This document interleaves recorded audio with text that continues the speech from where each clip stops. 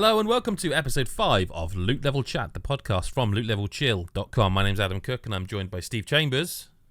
Buongiorno. And Again, and Mick Fraser. Well, All right, mate. How's everyone? All right? It's just a 3-person pod this week. yeah, I know good. it seems weird being so few of us now. It's better though, isn't it? Let's be honest. And we can say stuff and they'll never know. Well, they might watch it, but I don't care. Do you not ever find it weird just when you're listening back couldn't and looking show at up. yourself, though? That's an odd time. When you what, sorry? If you ever listen back to the pod or watch the pod back, if you're truly insane, do you not find it weird? I don't watch it back. I listen to it. I do listen to it. I mean, I still get freaked out of the sound of my own voice, even years after being in like bands and stuff as well. It still freaks me out.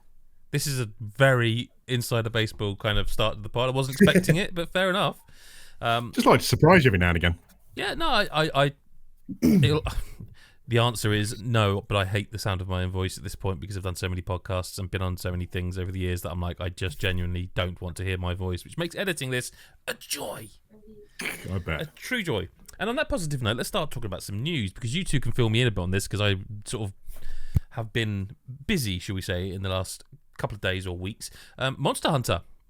What's the haps with Monster Hunter? Big update coming. Big update. Really. 2nd? Actually, well, it will be pretty much live on the day this pod is live. Nearly upon us, yeah. Near enough, yeah. Monday. Is it Monday, April 4th? Is it Monday? Tuesday. No, that'd be the week I can't after. do math today. They reset. When do they reset? April the 1st is next Tuesday as we record this. So, you know, that's... Week on Friday. Yeah. Fine. But what's new in it then? Because I actually haven't had a chance to catch up. Tell me, inform me, gentlemen. Loads of stuff. It's a big one. What's the thing to wet my whistle? What's the really exciting... Ooh, that sounds good thing. Monsters. Oh, well... That's the main thing. Yeah. Monster. Well, there's one new monster. Yep. New? Or arguably fan favourite? Returning monster, which is Mitsuzune. Mitsuzune. Yeah, Mitsuzune, who was, I don't know what game. I say she. I always think of it as a she. I don't know which game that monster was in first, but I first saw it in Rise, so it must have been before World. I want to say Frontier, but I think I could be completely wrong. Yeah. So it's returning, but it's the one I cheekily said I feel like they cut out because there were 29 and 30 seems like a rounder number, and I feel like somebody went, let's pluck one out. Add it in later. Maybe, but I'm not, I don't want to accuse. But no, so yeah, Mitsuzune is coming, and then there's also they're doing Arch-Tempered Raidao, which and the good thing is that comes with new armor as well. So it's not just that they've just cranked the difficulty up and gone get on with that. Then it's an event, and you get a new armor set from it. So for anyone who doesn't know, the Arch-Tempered versions are basically even more badass versions of the harder tempered ones. Yeah, like tempered times. They will not mess around. Yeah, and that's a bitch of a monster to make Arch-Tempered first because Raidao's quite tricky anyway at tempered in high rank. But and then Zoshia is going to be farmable finally, which hasn't been so far. That's the boss of the you'll only face low it rank time in the main game, so it's nice for it to come back for a battering. And the armor looks cool. You get like wings and shit. That looks dope. That's pretty cool. So yeah, not three new monsters, but I guess 3 new challenges, 1 new monster to this game. So, and I mean, it'll it's going to have a re-up, isn't it? They always have a little bit of a boost game to game. So it'll be interesting to see what new moves get added, if any, for Mitsuzune. The soapy bitch, bubbly gal. Yeah. So yeah, we've got that, and then there's the Gathering Hub, which is it's called the Grand Hub now, which is the.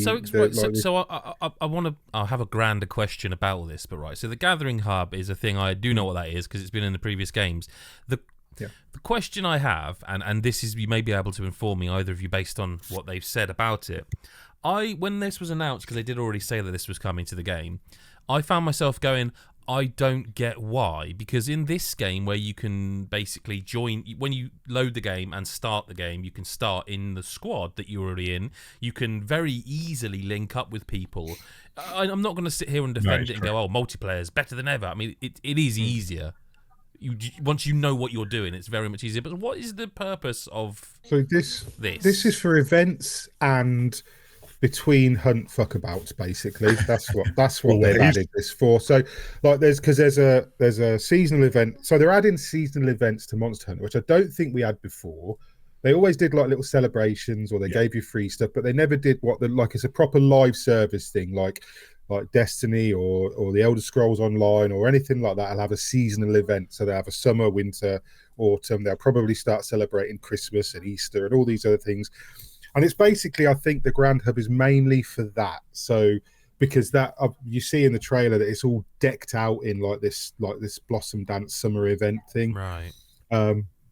But I think it's also because the hub, as such as it is in Monster Hunter Wilds right now, is really like it's just that one base camp where everybody runs around. I think it's very functional at the moment, isn't it? Yeah, it's lacking in a little bit of character compared to what it looks like we're going to get. Well, this Grand Hub's got like the cooking felines again, which everybody said why the cat's not cooking for us. They've added, so you've got those animations. There's special animations. But again, not to interrupt you, but I have a question about that. Like, especially as two people who I would say are more into it and are more hardcore than I would consider. I love the game and I've finished it, and I'm really, really, really loved Wilds especially.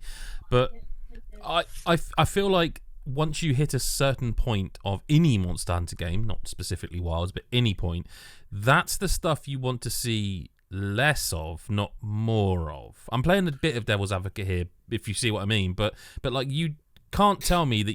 So when you cook in Wilds, for those that don't know, you'll get a very Capcom everyone loves making food look lovely now, so you get that, but you can't tell me you're not skipping that now, right? Oh yeah, you do. But I think this is more that. So what they've basically done is they've created now a place that they can just easily swap out like Lego, or like whenever they need to add new stuff to it. So they'll add, like every time there's a new event, there'll be new meal animations, and they'll do these things for the people that want it. But then there's like mini games there, you know, like in Rise, what was it? No, in World in Iceborne, you had that like steam machine thing, didn't you? And then like you used to have arm wrestling in the other games. Yeah, as well. There's arm wrestling. Like come getting back in there and fucking around with your mates. Yeah, arm wrestling's back in this because it's in the trailer.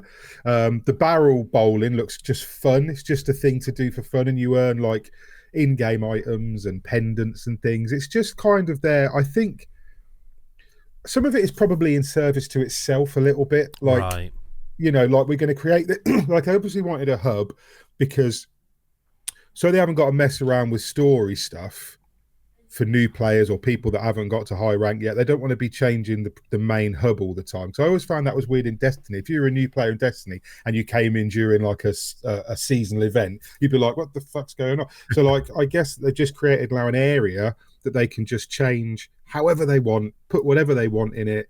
I mean, the barrel bowling will be there for now. That will get switched out at some point, or they'll add something else. And I guess it's just ways that they can give like cosmetics and items without necessarily selling them. Although there's new DLC coming, which is all some cosmetics in there, isn't there? Yeah. Which if you've got the pass, which I think we have because of our the elite reviewer status, you can say yeah. There's so you've got the DLC pass, so you got. I mean, I know you don't care much about cosmetics in games, but you've got all that stuff. So this is one of the few games I actually do. This is one of the few games that makes me understand that. Well, I mean, every game calls it its own thing. I mean, for example, we're not going to talk about it this week. I'm playing Xenoblade Chronicles X, and they have what they call like. So there's your stuff that affects your stats, and then they have. Oh god, I've just played it today, and I can't think what fashion. It is. Fashion. There's a second armor page, which is basically this is what you'll look like. So mine's wearing a jeans and a t-shirt. But not really. just because it's the first. I get the layered armor thing. Like Monster Hunter is the game that makes me get it, because you do, especially when you play later game stuff, you want to go and fight something that say. I mean, I'm just pulling something out of the ass here, but something that's really good with fire, and so you want to be protected against fire, but you don't necessarily want to look like you're being protected against fire. Yeah. You want to look like a customization, a furry, essentially, is what I'm saying. Is what you want I was fuming for a little while when we didn't have Prance and Dance for a little bit. I'm so glad they're back. Yeah, the classics. So nostalgic. There's nothing better than beating shit out of a giant amphibian than dancing around on his back for a bit. And arena quests back, so proper arena quests, so you can go and do, and it's got the proper it's got the challenge version where you have to do it in curated gear, so you go in whatever the game's got a set build. It's never straight sets. It's always a specific kind of like function, but they're always not as good as the build you make. But they're always a challenge to do. Yeah, but then it's also got the free challenge mode as well. So you'll have free challenge quests, so you can go in and wear what you want, and they're up to 2 players. They're not 4 player. I can't remember if we've seen those before. I don't think. To me, arena quests are very much always go in. Here's your set gear. I think it's that. Do you remember when they added like Ryu and stuff from Street Fighter, and they could do not? I don't think you could actually do it. Could you really do a fireball, or was it? Cosmetic? Yeah. You could do the dragon punch. I'm sure you could do the dragon punch. Yeah, but like so they're kind of. I mean, they're not because you weren't forced to, but like they sort of. Because didn't they have Aloy and everything? A Capcom collaboration crossover shortly as well, so but they haven't said what yet. No, so but like, was it Rise or Wilds where they added like Aloy and stuff from PlayStation as well, or something like that? That might have been World. That was World. World had a lot because World's the one I remember Leon the most and Claire. Yeah, it had World had Fighter. Dante. You had the Dante outfit. You had Leon and Claire. Chun-Li and Ryu from Street Fighter. Chun-Li and Ryu. Yeah.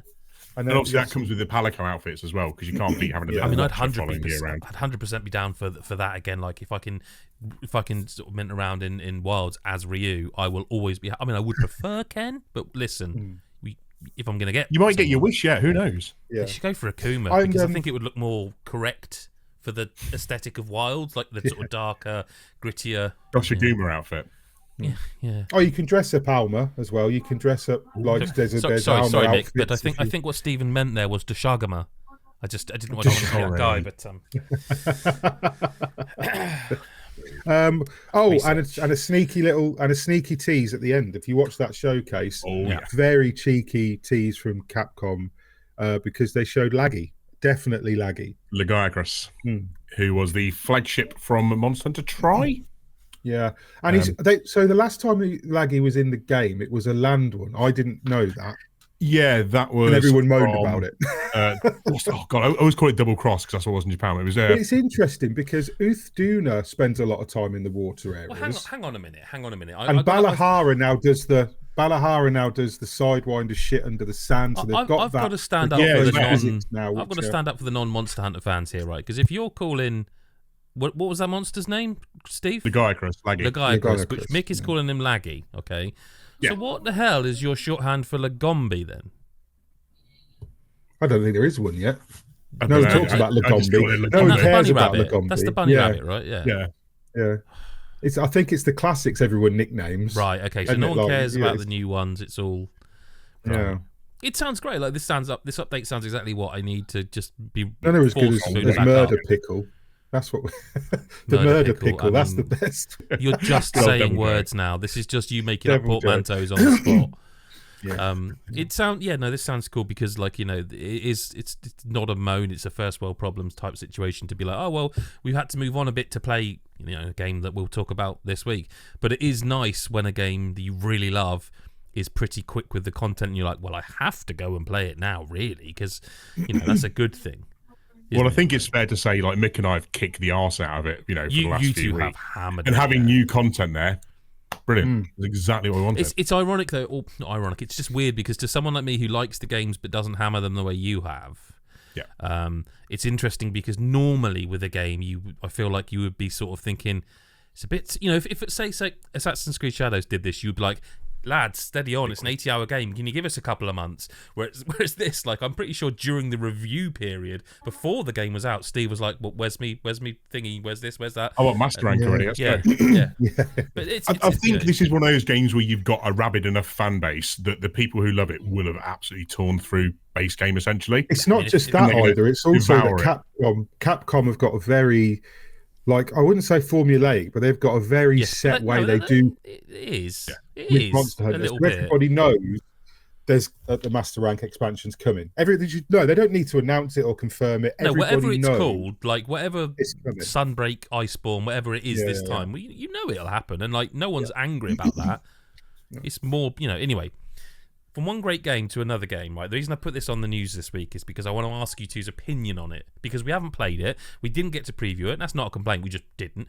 Clair Obscur, Expedition 33 has gone gold, which the reason it's news is because it is coming out. That when a game goes gold, for those that don't know, it used to mean if I recall correctly. It used to mean the sort of 1.0 pressing discs have gone off, meaning it was being printed. The game it existed in a disc form. I mean, less so these days. I mean, it does still mean that, I presume, but it also means like the submission build has been done. The final stage has been completed. Yeah, basically. I mean, it won't be 99% of the time that submission build will be updated and like during a review process or whatever, but usually that's not the final version of the game people get to play when they download it. That's neither here nor there. But this game is what it does mean with It's Gone Gold basically nowadays is a shorthand for saying it's not going to be delayed. Yeah. Barring something going horrifically wrong. And it would have to be horrifically wrong, like a game-breaking bug. I don't even know if you could... regardless. It's only been announced 9 months ago. It's from a team called Sandfall. And the reason I want to talk about it is because I know Mick's very excited for it. I am pant-moisteningly excited for it. I don't know about you, I'm Steve. intrigued by it so far, from what I've seen. What I want to ask, right, is... Now we know it's coming. It's going to be released one way or another on April 24th.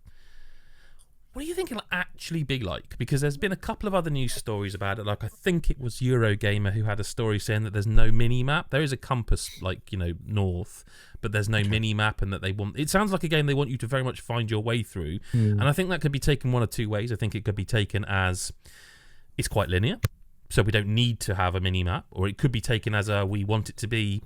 That's a game like Atomfall, where you go and explore and find your way. We don't know is the truth, and even previews don't suggest which it is 100%.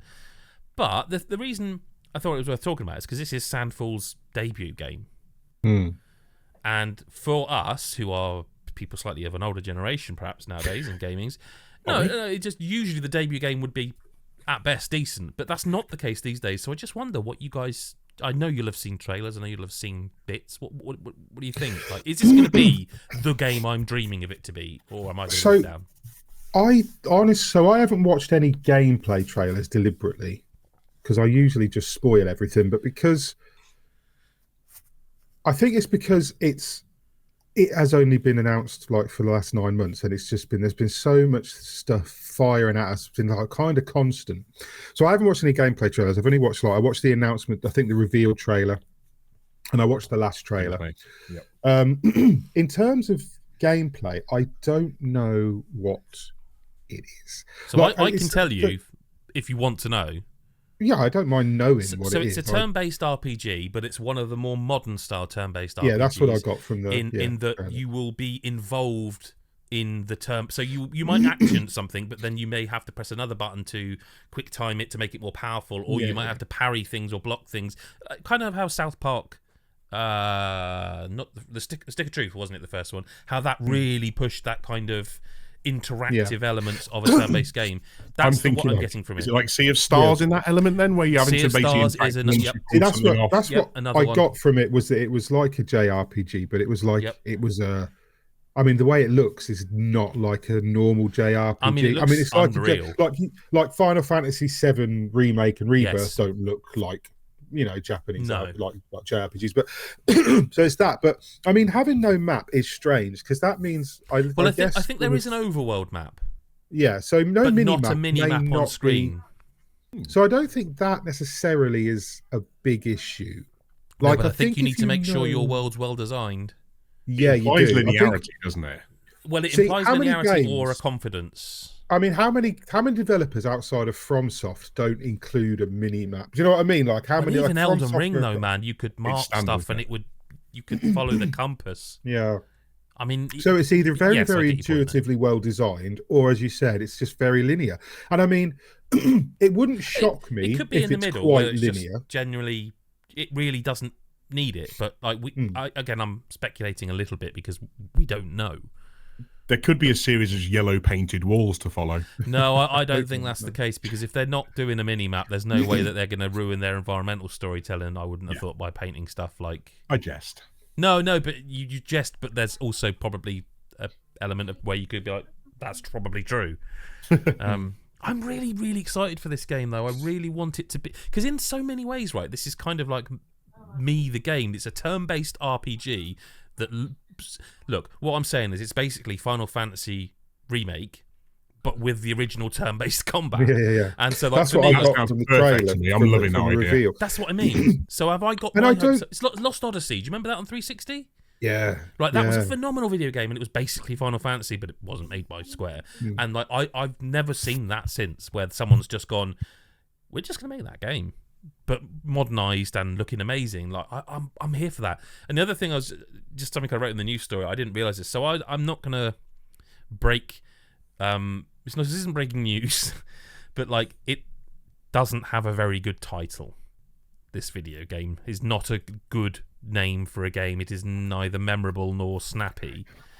I've seen way worse, that's for sure. Oh, not debating that. But what I did get from it, because basically Metaphor Refantasio, for example. I don't know. I think that's a bit more memorable, isn't it? It's still gibberish. Yeah, true. That's fair. I'm really down to a few words rather than 17 just strung together randomly. What I did get from this is in the blog where they announced it had gone gold, they referred to it as Expedition 33 for shorthand, not Clair 33, or not Clair Obscur. So that feels natural saying Expedition 33, I guess. Yeah, I think that sounds more memorable, but then does it? Because then it's like... Well, it's better than Clair missing the E and Obscur missing the E. Like... Yeah, because I don't even know what that means. Is that not because it's a French vibe? Well, I assume. Well, I would have thought Clair meant clear and Obscure meant not clear, so I don't know what they're trying to convey. Well, I don't get it. Duality. I just wanted to talk about this game, but I mean, I'm so excited for it. What got my attention is it looks really, really, really, really shiny, and I like that. Yes, it does. That gets my attention straight away. Mick, so did Forspoken. Yes, it did. I remember how good Forspoken was. Although Forspoken was not as bad as but again, I'm getting that vibe. Very different type of game, but like that was their. I didn't have a problem with Forspoken's gameplay. Yeah, Forspoken's gameplay and appearance wasn't the issue, but like I get that. So like debuts are funny though, because you don't, you said, you don't really know. I mean, we had a couple of good debuts last year. I think the Stellar Blade guys shift. Oh, don't do that to us. I wanted to say shift up, but I got nothing on that. That does sound right, but I think it's shift up. Yeah, I mean that was a debut, and I thought that was fantastic. I think that did really well. I'm sure that whatever they do next will be just as great. It's PC, isn't it? Still. What's that? Sorry. Stellar Blade is coming to PC, isn't it? Oh, is it? I don't know. I've missed that. I've said that now, and now I'm like, is that a thing my brain's made up? But I don't know. But that was a good-looking game. That was really, really interesting, and I really liked it. So I mean, sometimes debuts sometimes they land, don't they? We've got Mandragora. That's a debut. That's coming in a couple of weeks. Very excited for that. Having played lots of hours of the preview build. I will say, I like that. I reckon in this conversation alone, we have mentioned Mandragora, Lost Odyssey, and another game I've already forgotten what we mentioned, but I reckon that all three games no one will have either heard of or have heard mentioned for a very long time. And the last thing I wanted to mention news this week, because I just wanted to gauge again, it's an interesting time we're living in where console games are only exclusive if they're on PlayStation or Switch, it seems. Yeah, it's mad. If you told 10-year-old me this, I'd have just looked at you and gone, what? What are you on about? It's Sonic on Nintendo again, isn't it? Yeah, it's crazy. But Indiana Jones and the Great Circle were previously a Xbox and PC exclusive. We knew coming to PlayStation. We now know it's coming on April the 17th. Yep. Same day as Mandragora, which I'll keep harping on about. I don't know if I'm misreading this, but so they've announced the story. There's a trailer with the voice actors and stuff, Nolan North and Troy Baker. They're releasing a standard edition, a premium edition, a collector's. But was there a collector's edition for the Xbox One? It's a big globe that like is a puzzle to get into. I don't recall that for Xbox. Yeah, that's cool as hell. I don't think they did that. I think that's new for this. Is that not weird?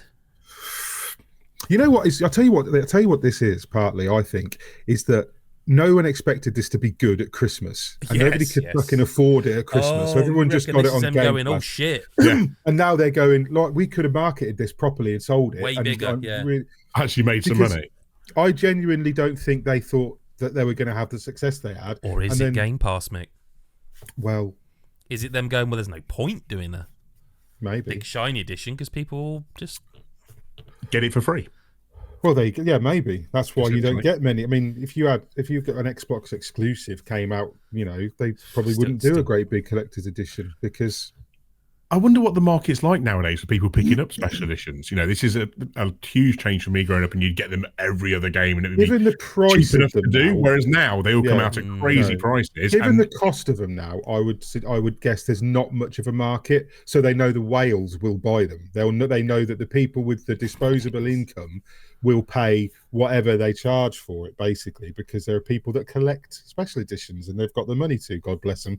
I haven't. Like to take a quick look behind Adam, for example. Don't do that to me. I mean, it looked lovely on the side. There's a lovely little gap just behind you there, Adam. Sorry. I like the special editions, like especially when they put. It looks like there's effort gone into them. Like this one. Where's the description here? Like it's a great circle globe, 11 inches, so not small, with a puzzle mechanic that unlocks a hidden storage compartment when solved. Which is I like that. Yeah, that's cool. That's cool. I don't know why I'm excited to play this again. Why am I so excited to play this again? I played about 7 or 8 hours of it on PC, enough to really like it, but then I had other things to play. So I'm on PlayStation now. I'm really looking forward to. I think I spent about 4 or 5 hours in, then it dropped off whatever else came along at the time. So yeah, I'd probably dip back in again now as well. Do you know what's really interesting to me? So when Forza Horizon was announced, and that's also out in April, I think, isn't it? That's so strange. That's the one that's really. That's the one that fucks with your head, isn't it? Yeah, that's like if they put Gears of War on PlayStation. Oh, I really want that though. I would absolutely play through those again. I think it will happen as well. I do too. And I still won't play them. Yeah, well, you're a hateful man, aren't you? Yes, I am. But Forza Horizon is going to, and this is not me stoking any fires, it's going to look better on the PS5 Pro. They've announced what it's going to have, and it will look best on the PS5 Pro, which is, again, remarkably weird when you think about it. What I noticed is they haven't announced that I could find anything on the PS5 Pro details for Indie. And part of me thinks, well, I really think that it will do something. It'd be strange not to, wouldn't have they realised that they're pissing off their own community by constantly going on about how great it's going to look? But at the end of the day, they are stuck in a weird position because they've sold the game and they've got it on a Game Pass, but now they want to sell it again to people who don't have Xbox or are super hardcore Sony fans. So how do you balance that? That's a weird situation to be in. I think if the special edition is for the Xbox version, I think you've got to be several shades of bonkers to buy that special edition. When you can get the game on Game Pass anyway. Like if you're buying it on PlayStation or whatever, fair enough. But I mean, it already exists on Xbox Game Pass, PC Game Pass. I don't know. It's really good, by the way, as well. Full-on collector, there's no real reason. It's brilliant. Yeah, it's just great to say, game. if you haven't played it for some reason and have access to Game Pass on PC or Xbox, it's really good. It's really different. It's good. Go play it. On that note, on to the games we've been playing. I think we're just going to talk about one this week because we had a load of news to talk about. And also, there's a lot we can't talk about yet. But there is one we can talk about, and we've all had a bit of a go on. And it's a game that, I don't know, if we do nicest surprise come Christmas this year, might be one we need to discuss, because the first Berserker, Khazan, you gave a 9 or 9.5? I think it was 9. I think I landed at 9 in the end. You gave a very high score too. I can't remember. I might have gone 9.5. You gave it a 9. I've just looked it up. It doesn't have a lot of flaws for me. It's a tremendous game, isn't it? Yeah, it's really, really good. It's fair enough. We can leave it there. It's fine. That'll do. Perfect. It's one of the So these days now, when you say, "Oh, it's one of the best non-From Software Souls," like that doesn't fucking mean much anymore, because there's lots of really good Souls-likes now that aren't. Comes to mind. Yeah, you got Lies of P. I really, really still think, Lords of the Fallen, the one a couple of years ago, was it like the year before last? Not the original Lords of the Fallen. No, the original was shit. The one a year before last now. Yeah, I still think that was really good. Yep.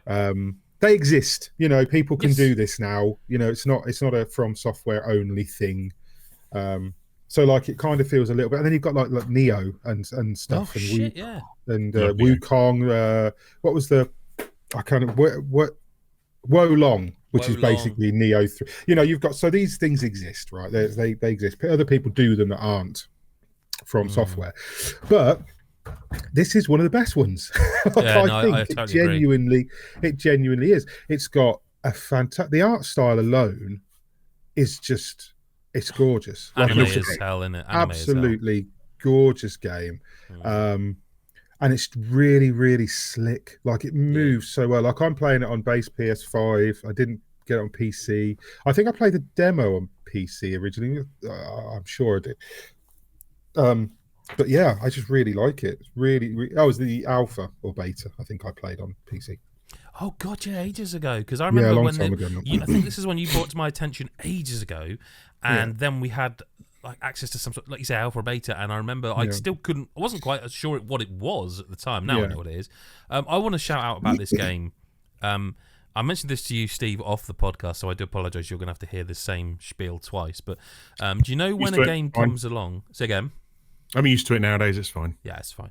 But Mick, you know, you'll salute this, I think, as well. You know, when a game comes along and then everyone else copies something, like so we you know, like Gears of War's Active Reload, for example, that was like so famous. Well, it's still done now, but so popular for ages because it's such a cool thing, and everyone's like, we're doing that now. And like things like the Shadow of War Nemesis system. Which hasn't been done enough. Hasn't been done at all, basically. But well, they noticed it, didn't they? Still, haven't they put like a big block on anyone actually making use of that? So, but this does something with the genre, which I'm going to just call it a Souls-like because, like, whatever. You can call it Masocore or whatever you want to call it, Souls-like. Those action adventure What was games, that last one? Masocore. I have never heard that before. Really? I hate it. I hate it. Coined that term. It's a horrible term. Yeah. Where did it come from? I don't know. Someone thought it'd catch on. I'm glad it hasn't, to be honest. No. Anyway, this does something with difficulty that I think everyone making these kind of games should pay attention to because it's such a unique and clever and elegant solution, I think. And that's that they add difficulty modes. Not really. They do, but that is a thing in this game as well. You can just play it on easy and like nobody's angry because it's fine to do so. Because it is a fucking tough game. This, by the way, even the demo was like, fucking hell, you are not messing around. It's fine. And then you get to the boss and you're like, you are not fucking about. Yeah, absolutely. So what this does, okay, is so first of all, simple thing, really simple thing, and I really like it. Is if you die to a boss in a lot of Souls games, and FromSoft have done this as well, actually. So it is even they could learn.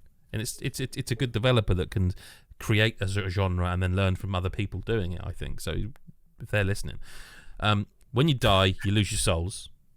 I'm just gonna refer to they're not. By the way, before I go any further, there's no such thing as bonfires in this game. There's no such thing as souls. But everybody knows and the Blade Nexus. Right, but everybody knows what I'm talking about when I say bonfires and souls. Yeah, bonfires. So we're gonna just go with that. Perfect. And I'm sorry, that is just common parlance these days. When you die in a boss arena, normally you have to then run back into that boss arena, grab your souls, then start fighting the boss, or if you don't give a shit, fight the boss, hopefully win and get your souls. But that's what you have to do. In this, it dumps them outside the arena. So before you go, so basically it's not saying you had 2,000 souls and the only way you're getting them back is by continuously coming back and back and back. You can take them and go off and just grind if you want. That's fine. That's sort of step one. Step two on that is that on top of that, every time you make an attempt at a boss, it gives you lacrima, souls, currency to upgrade based on how much damage you did on that run. So you lose your souls, say you go to 0, your souls are up, outside the arena. But before you even pick them up, you'll be given a bonus for like 626 because you did X amount of damage in that run. So you're constantly leveling up even if you're not succeeding fully then. It does stop. There's a cap to it. Yeah, you couldn't just like purposefully over level. You can't use that to grind. No, but that's again why I think it's so elegant. In that I wouldn't have even known there was a cap because it worked. I leveled up 2 more times and then I did the boss. And I just think, again, elegant, I keep using it. I just think it's such a clever way of handling the idea of no, get good. Do you know what I mean? It's that very I mean, I can see that being a controversial choice in the community, especially with the get good vibes. No, I disagree. You can't because if you know about it, then you fucking failed loads of times, meaning you're shit at the game. Okay. Yeah, I mean, people do seem to like it. I mean, I've not even really heard that many people or seen that many people complaining about the fact that if you lose to the first time you die to a boss, you get an option of, well, I did when I died to the boss, it gave me an option, and you can change. It says play on easy or leave it on normal. The only downside is it locks you out of certain trophies. Which you mentioned that. So there is a cost to it, but I don't know which ones. Yeah. But also, like, I was playing it pre-review, and we got deadlines and shit. So I put it on easy, and I enjoyed it more because I just didn't feel like throwing myself against. Because I've also been playing another Souls-like at the same time, so I just really wasn't up for throwing myself against 2 brick walls. That's a brain fuck. Pre-release. So, like, yeah, I did drop it to easy, but I think people. It's weird to me that anyone has a problem with there being an option for someone to play it on an easier difficulty. It doesn't make any sense to me. I mean, because even if you've got a game like, I don't know, Dark Souls, or Dark Souls 3 or whatever they did it on, where there's no difficulty options, you're still going to have somebody that plays it on a fucking Rock Band guitar or a Dance Dance Revolution mat or a microphone or some bananas with little electrodes everywhere. So if you really want it to be, if you really want to prove, if it matters to you that much that you prove that you are good at, like, I don't get that mentality anyway. Like, well done, mate, you did it on hard. Bully for you. Like, expect a phone call from the King of England. It's as if someone else came through, it spoils their enjoyment, which makes no sense exactly. at all. And the idea that the option to play it on easy somehow belittles what they've done is the smallest. It's the most small cock mentality. Are you playing games for fun or not, Mick? Isn't it, like, that's what it boils down to for me? I play games for fun, and again, like I said, even. It doesn't take anything away from anybody else. Like, having that inclusivity is a good thing. But like I said, even though I dropped the difficulty, even though I dialed the difficulty back as much as the game allows, it's still difficult. Like, and I'm not that skilled a gamer. I've got no shame admitting that. I'm not somebody that can sit there and just like ace a Souls-like in one go. I'm not a YouTuber that does this for 8-9 hours a day or whatever. I don't do that. So, like, having a game be hard either. That's the problem. Exactly. I don't have time. So, like, having stuff to do in our lives. I appreciate that game's hard, but I also appreciate the option to even if you did have time, would you do that? Because I wouldn't. Because it sounds like the quickest way to take the fun out of something I was enjoying. And I see, that's another argument, because people will say, well, we play the game for the challenge. And that's fine if that's what you do. Like, I don't play games to be challenged. I play games to relax because I have a busy life and a busy home. So I play games to chill out. But I also happen to like and enjoy the mechanics of a good Souls-like. And I don't mind, like Elden Ring. Finished Elden Ring. No fucking difficulty options in that, is there? I had to do that, most of it. I think 99% of that game I did solo. So in my defense, if I need you are let me solo her, aren't you? Yeah, you can reveal you are let me solo her. You are the. But yeah, so I've done. It doesn't shame me at all to say that I've played hard games, and this hard game I decided to make easier for myself. But even with that, even despite all that, it's a fucking really good game. Like, the combat's brilliant. It looks amazing. I think the system that it layers, and I tell you what, it does a really clever thing as well. A lot of games will front load the game with all the stuff that you get, and they overwhelm you sometimes, especially Souls-likes will do this. Like, the other game I was playing, for example, which I'm going to say was AI Limit, that throws everything at you at the beginning. Like, every time you go into a new thing, it's like, now you can do this, now you can do this, now you can do this. And there was stuff I forgot I could do, and then I have to go back into the tutorials and remember it. Whereas, like, Khazan, they released that demo, and a big chunk of that demo, or that demo, is a small portion of the game. It's like it's right at the beginning, and you get to the end of that demo, and the demo ends before the game opens up. So, like, you've got all that. Maybe you've got an hour or an hour plus, depending on how hard you found it. Maybe an hour and a half's worth of game. I've spent half an hour and got fucking nowhere so far. Yeah, and then it's like, oh, now there's a hub. I didn't know there was a hub in the game because I'd only played the demo. So that was, and then it was like, oh, here's another leveling mechanic. Here's another, and there's all these Suddenly little things that layers on. A ranged weapon. Yeah. Then you get a ranged attack. Then then you get the phantoms that you can equip, and they give you different boosts. So and skill trees. No, I mean just the actual skills. From the demo, I didn't even know there were skills. Yeah, exactly. So I think it does it really well. The pacing and the drip feed of new stuff is, I think, really, really good in this game. And it does a good job of teaching you everything without just going, here's a tutorial, fight this monster, now block, now dodge, now parry. It doesn't do that. It just lets you know you can do it at a steady pace. And I just think there's so many, like, you had like how Sekiro was like, learn to parry, or you couldn't play the game. Yes. And then like Wukong was learn to dodge or you won't play this game. You know, it's like Khazan is like perfect dodges work, perfect parries work, perfect blocks work, normal blocks work. It reduces so little, like gives you so little damage when you just do a block.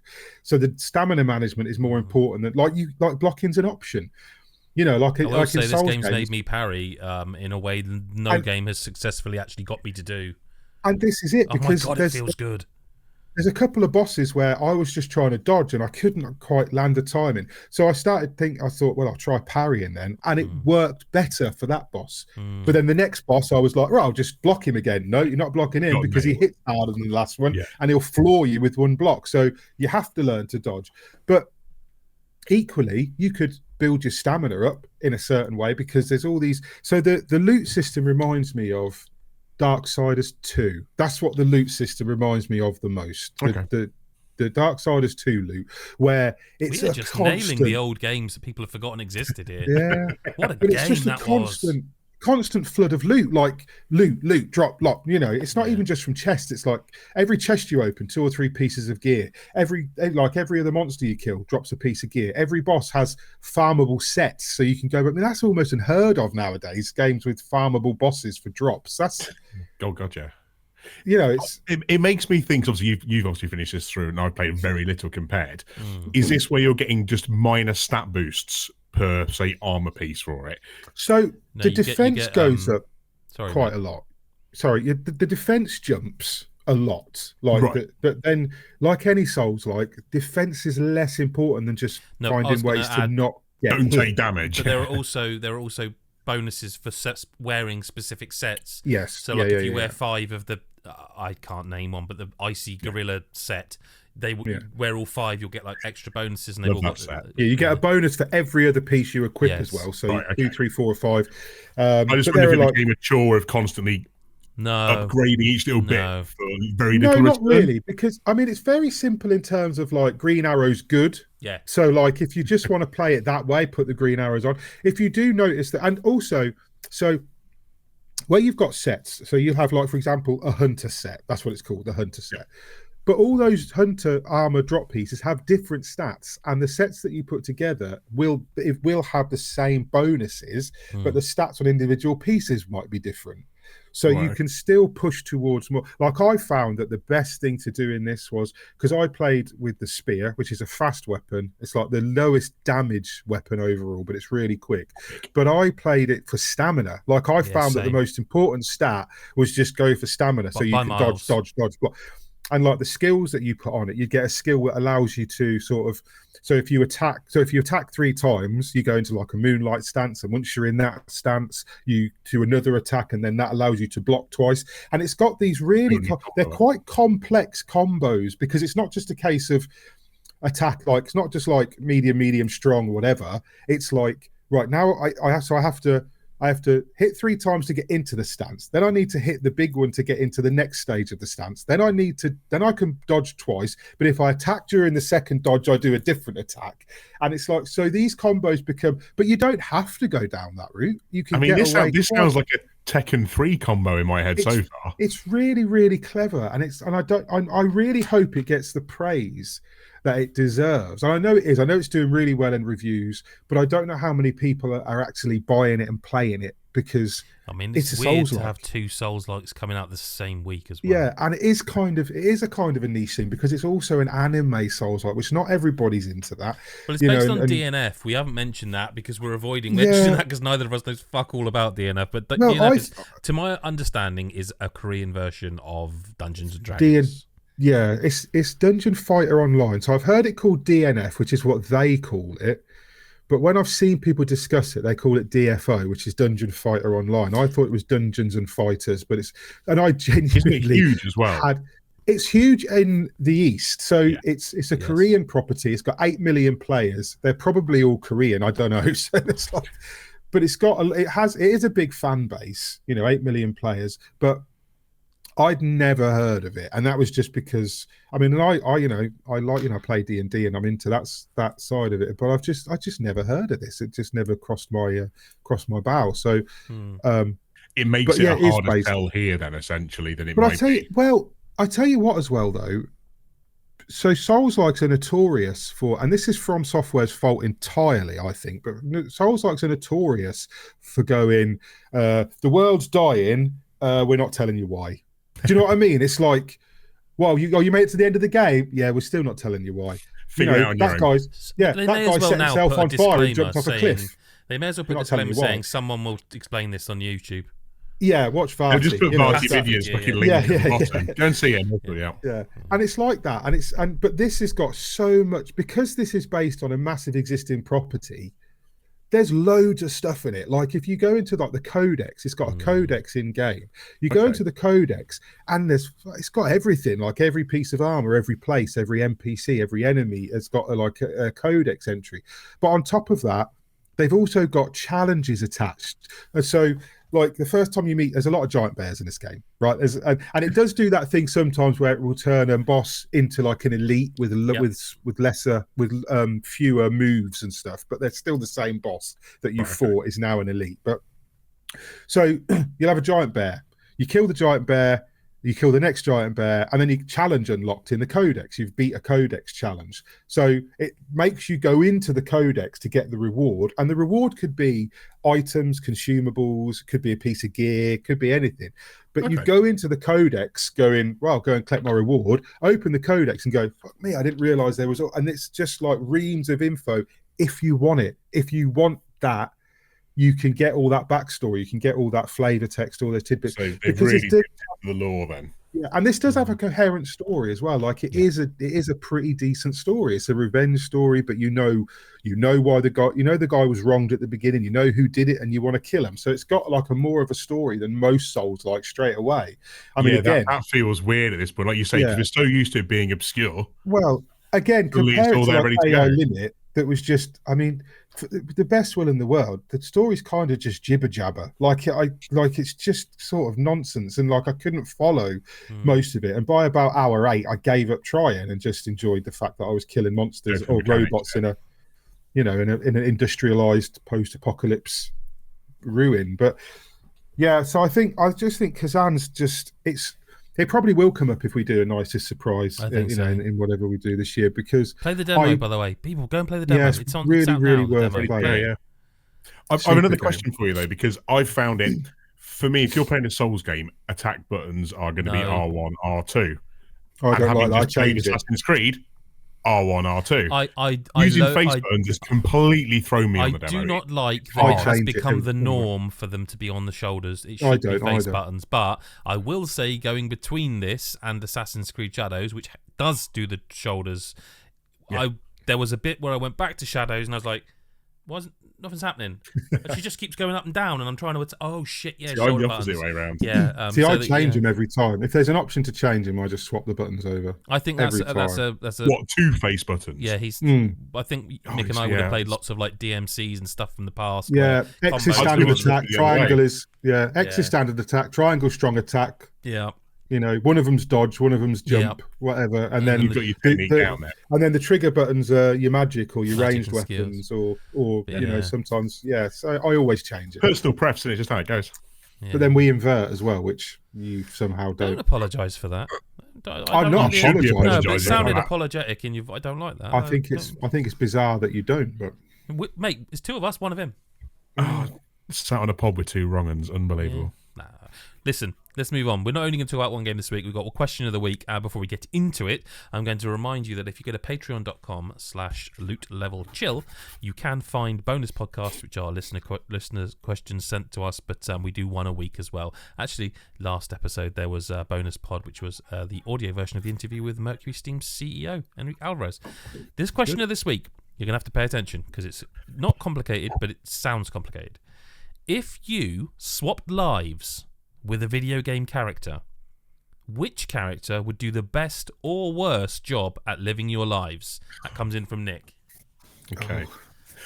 I've got one, but I need to clarify it a little first. So if a character is in a game, do we consider them to be a video game character, even if that person is from real life? What did they come? Who is it? Just say. I mean, I don't think you could get away with Stone Cold Steve Austin from WWE. Yeah, like they have. UK I think they have to. I mean, perfect. It matches so well. Yeah, yeah, it does. No, I think they thinking have to have existed in a game first. Yeah, I think it's got to be a video game. Because otherwise, you're saying Ken, because Ken was in Street Fighter. The movie. Well, I was going to try and take Frankie Boyle because he was in GTA. No. It does match so well, and he's a sarky bastard. So Steve, that seems that's not to in the fit spirit of the really game. That's not in the spirit of the question at all. Come on now. Damn it. Otherwise, I don't know, man. So the first thought was like, so someone like Geralt, right? You swap with Geralt. You always go to Geralt. Yeah, you let Geralt come in. The trouble with Geralt is I wouldn't get my wife back. If we swap back again at the end, she'd always be like, "Where's Geralt?" Well, there's no. I mean, you're great. Swapping back. I missed you. Yeah, it's done. Well, then maybe. I mean, but then I'm in Geralt's world, so maybe I get to mac on the ladies there, and then maybe it's maybe there's a fair trade situation. I don't know. But I think because if again, the question is who would do the best or worst jobs at living your lives? So Kratos. doing a podcast with us, for example. Job. I mean, we know Kratos would be miserable on a podcast, right? I mean, he's not great as a family man. I mean, he killed his first lot. I mean, his second lot. Yeah. I mean, fair enough. Imagine him on this podcast. You're not here anymore because he's doing the podcast in your stead, Mick. Well, this place would just be wrecked. I don't think he can do things. But part of it, isn't it? Living your life encompasses everything, and part of that is doing the podcast. Yeah. So Kratos would have to sit here going, boy. Oh, that would be hard work, wouldn't it? See, I'm trying to think of someone who would do it well, and I've got no one so far. I think Nathan Drake would do a decent job. Well, we saw Nathan Drake coming around in his normal life, didn't we? And he basically did what we do: sat and played Crash Bandicoot, as long as he could sort of stymie his murdering urges. Scuba diving like you do. I'm going to say Nathan Drake. Diving. I think as long as he could stop murdering people for long enough to just like wake up and have ready brek. That might be a problem. Yeah, I think we'd have to. Because you think he's having my ready brek, but like he's shooting it. He's like, why can't I eat this ready brek? Because he just keeps firing the gun at his ready brek. I mean, he's got to go to our jobs, and there's people at my job that he would shoot. Like there's not. Like I would shoot them. Do you know what I mean? I was going to say that's the argument, isn't it? Wouldn't you just do that? I'm not a mass murdering archaeologist, so like. I mean, aren't you? Super Meat Boy would be pretty shite at living my life as well. He's just literally a ball of meat. He's a cube of meat. I bet he can't type for shit, so he's not getting through my day job. Not a chance. There's a lot of video game characters that could. I think the question had been, who do you think would do your life better? That would have been a different question. Well, it is best or virtually everyone. Best or worst. Best or worst. Well, I think like Trevor from GTA 5. Well, you think he'd be better? He's going to do a bad job. I think he's going to do a pretty bad job. No, it's just that you started off with would it be better if we were talking about better, and then I said that's okay, and then you chose Trevor, and it's like whoa. Trouble is, video game characters exist in their own microcosm, don't they? So you can't off camera. To take them outside is like Marcus Phoenix. Like can you imagine Marcus Phoenix on a podcast having a curry and then sitting nipping around Tesco's on a Sunday morning? Yeah, imagine Marcus Phoenix in Tesco's with his bandana off because his hair's all out. I picked Drake, but I like the idea that the second the camera's off him, he's like a YouTuber. He's not filming anymore, and they just sort of go, yeah. And he's just sitting there, really stirring his ready breakfast. I haven't shot anybody in days. Yeah. Yeah. I haven't got my hands on a priceless artifact. I think we've answered the question. I think it was a good question. If you're watching us on YouTube, make sure you hit the subscribe button, the bell. You can put the questions in the podcast chat itself, and we'll get them in the if it's not the main question, it's the one on the bonus pod. And we will continue asking questions now, but they're on the bonus pod. So Patreon, whatever you want to pronounce it, .com/loot-level-chill. Thank you, Mick and Steve. Thank you for being here. Thanks for having us. Always a joy. See everyone else in the next episode, or whenever you choose to listen. Bye for now.